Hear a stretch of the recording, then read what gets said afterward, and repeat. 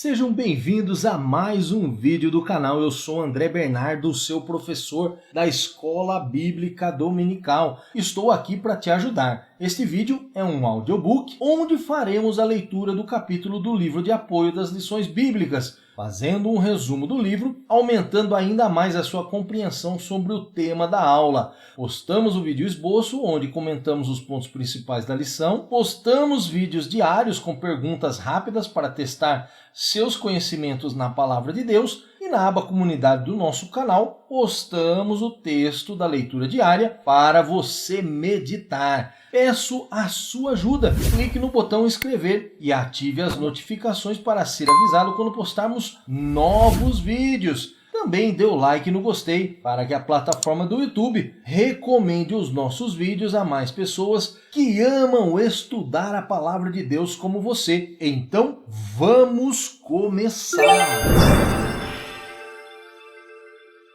O capítulo da leitura de hoje é o capítulo 6, com o título Igreja, Organismo e Organização. Pedro e João subiam juntos ao templo à hora da oração, a nona, e era trazido um homem, e desde o ventre de sua mãe era coxo, o qual todos os dias punham à porta do templo, chamada Formosa, para pedir esmolas aos que entravam. Ele, vendo a Pedro e a João que iam entrando no templo, pediu que lhe dessem uma esmola. E Pedro, com João, fitando os olhos nele, disse: "Olha para nós." E olhou para eles, esperando receber deles alguma coisa.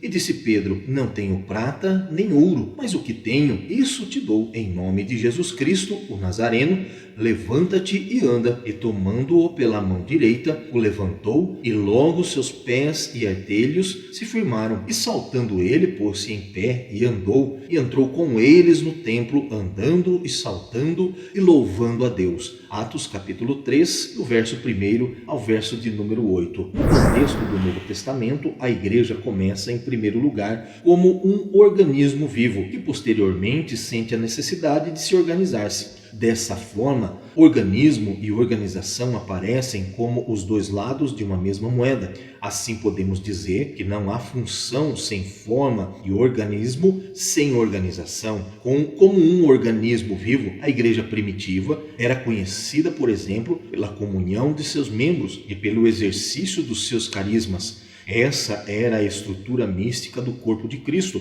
O apóstolo Paulo mostra esse fato quando nos faz analogia da igreja com um corpo humano. Por outro lado, a organização é um processo natural em tudo o que é humano. Todos nós sentimos a necessidade, de alguma forma, de estarmos organizados. Há, entretanto, outro lado sobre o qual devemos fazer referência: a institucionalização da igreja. Nesse aspecto, devemos destacar que organização não é a mesma coisa que institucionalização. A organização é boa e é saudável para a vida da igreja. Já a institucionalização não. A organização faz a igreja andar livremente. A institucionalização só a enrijece, calcifica e fossiliza. A organização preocupa-se em ter uma igreja adornada inteiramente. A institucionalização busca aparatos externos para fazer isso. A organização é divina, a institucionalização é humana. Devemos, portanto, buscar a organização e evitar a institucionalização.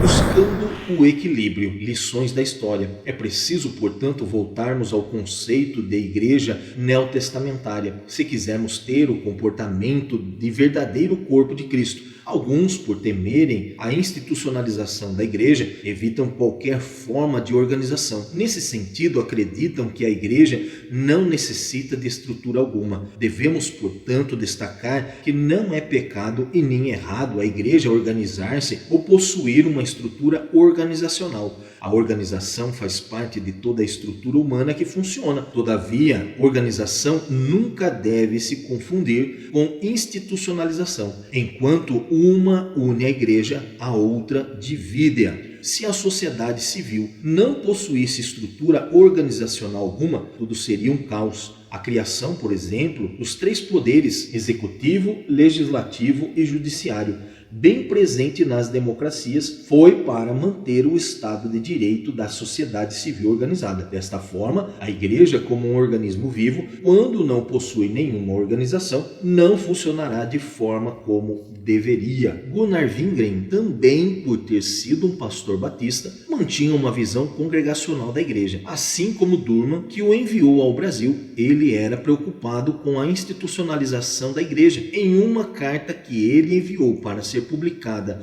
no jornal sueco em 1927, deixou clara essa preocupação. Wingren procura responder àqueles que estavam especulando sobre a estrutura organizacional e institucional que a igreja fundada por ele aqui no Brasil estaria ganhando. Nesse aspecto, especulava-se que a igreja por ele fundada não seguia o modelo da igreja livre como as suas co-irmãs na Suécia e nos Estados Unidos. Wingren, portanto, segundo os seus patrícios, estaria adotando algum tipo de estrutura institucional. Ele protesta e diz que a igreja brasileira, contrariamente ao que insinuava os seus compatriotas, seguiu o modelo de igreja livre. Wingren escreveu: já que o irmão William, de Chicago, que nos enviou, chamou a sua congregação de Assembleia de Deus, então parecia natural para nós ligarmos-nos com esse nome. Não porque queríamos formar uma organização,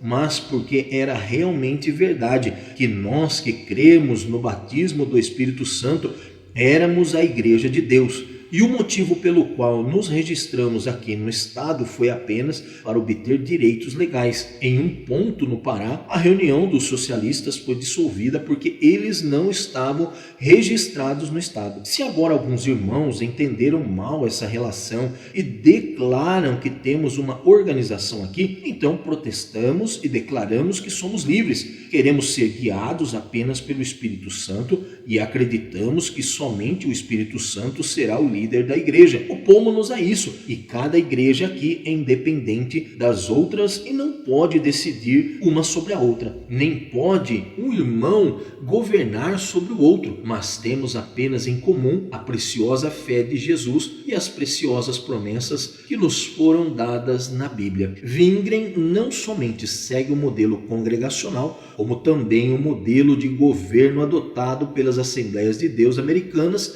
que tinham em William a sua inspiração. Observamos que as Assembleias de Deus americanas surgem com uma dupla preocupação. Organiza-se para evitar a fragmentação, mantendo-se, contudo, como um movimento livre para evitar a institucionalização. Assim, o movimento pentecostal uniu-se como uma associação de igrejas, respeitando, porém, a autonomia de cada uma delas. Dentro desse contexto, convém destacar aqui que, na tradição protestante, há 3 principais sistemas de governo eclesiásticos: o episcopal, o congregacional e o presbiteral. Esses sistemas de governos, praticados hoje nas diferentes tradições protestantes, embora cada uma delas reivindique originalidade bíblica, sofreram adaptações ao longo de suas histórias. Assim como outras tradições protestantes, também procuramos ficar nivelados pelas Escrituras. A meu ver, em nosso contexto, a compreensão que os pioneiros possuíam sobre o governo da igreja deve servir-nos de balizamento. Isso não significa dizer que a igreja precise voltar à estrutura que possuía anteriormente a 1930. Isso seria ignorar 8 décadas de um sistema de governo que, mesmo não sendo perfeito, como os demais também não são, está na esteira de um dos maiores e bem-sucedidos empreendimentos evangelísticos e missionários do pentecostalismo global. Trata-se sim de dar maior espaço à voz da igreja, de forma que ela, como organismo e organização, seja guardada dos males do institucionalismo que historicamente se destaca como causa maior da quebra de unidade e esfriamento da igreja. Como ficou demonstrado, os missionários fundadores das Assembleias de Deus, por conta da herança batista que tinham, seguiram no Brasil o sistema congregacional de governo eclesiástico, Nessa época, a única liderança central era os próprios missionários suecos. Esse modelo perdurou até os anos de 1930, quando os pastores brasileiros reivindicavam maior espaço na liderança da denominação. Convidou a Larry para mediar a situação. É nessa época que acontece